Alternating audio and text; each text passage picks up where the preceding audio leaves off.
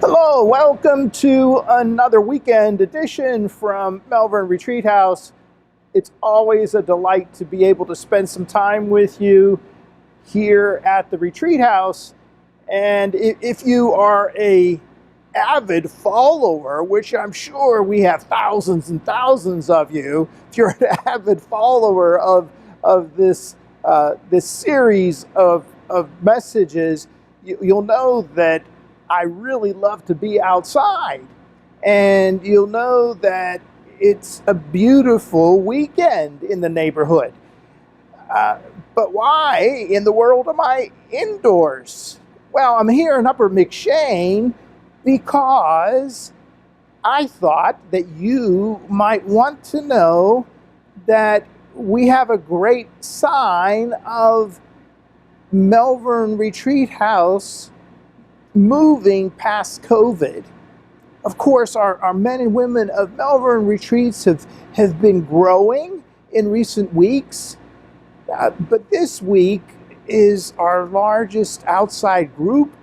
We annually have been hosting the Flame of Love, and Flame of Love returned on site here this weekend. And look, look behind me. All of these chairs lined up in Upper McShane. So yes, we can do it. We're going to continue our sanitation efforts. We're going to continue all of the efforts to make sure that there's appropriate sanitization, distancing, masking when necessary. At the same time, we're so happy that people are here and that people are returning for a retreat activity, a retreat event. Thanks be to God. It's a remarkable thing. I want to shift now. Do you know how much we can be crybabies sometimes? Now, if you say to an adult, "Oh, you're a crybaby," that's kind of a little slap on the side, and we think, I don't want to be a crybaby. But sometimes we do. Sometimes we're whiners. Sometimes we just complain about anything and everything. And I'm looking at my children, as I always do in these reflections, and I notice in them that they're still somewhat of crybabies. But in recent months, I've been hopeful because they're crying and whining less. They're getting a sense of, okay, everything that doesn't go their way or every little bump is not necessarily followed by a cry or a whine. And why am I sharing that? I came across a beautiful reflection by Venerable Madeleine de Brel, a French laywoman, and she really nailed it.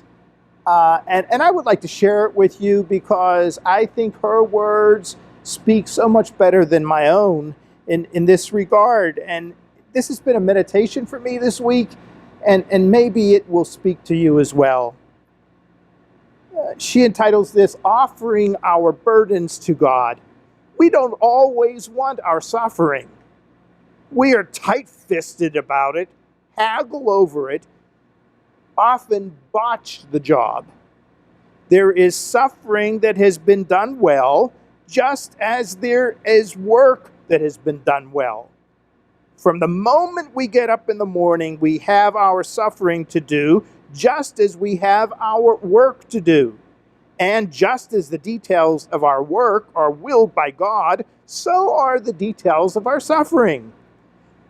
When we do the will of God, when we get up, when we prepare the meal, when we go out, when we run an errand, when we catch our train, we deepen our union with the Lord by accepting and willing His will. When we suffer our daily allowances of suffering, when we get up with our legs still heavy and tired, when it takes us 10 times as long and 10 times as many steps to prepare the simplest meal, and our nerves are 10 times as frayed. When we leave our warm room to go out onto the street to skate on black ice. When stumbling and driving snow, we go round the town to bring back or fail to bring back the simplest things. When we wait on a cold platform for a train that won't come. Over and above the harmonizing of our own will with the will of God, we become, through our suffering, the very bearers and donors of His grace. We can quickly recognize a saint in all these small occasions of suffering. A saint does it with an ease, a naturalness, and a grace, in both senses of the word. A good grace that makes of this small suffering a massive work of love. So, brothers and sisters, the call for us is a challenge for us. This is a challenge for me. I'm not the saint that Venerable Madeleine is talking about here. The challenge is to take our suffering and recognize that we unite ourselves with the will of God, and there is purpose in that suffering. Not for us to be squashed and to be in pain and just to have our whole life turned upside down, but because it is an inevitable part of life, but it makes sense when we unite ourselves with the will of God. Innately, my kids are starting to get that because they cry less, they whine less. I think all of us have grown over our years, how many years we have, but yet the Lord continues to call us to more. And sometimes that's what happens when we're on retreat.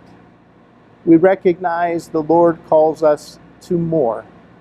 So, as I invite you to pray with me, to meditate on this reflection, I also ask, give it a thought to take some time at home or come to our grounds and walk the grounds or sign up for a retreat.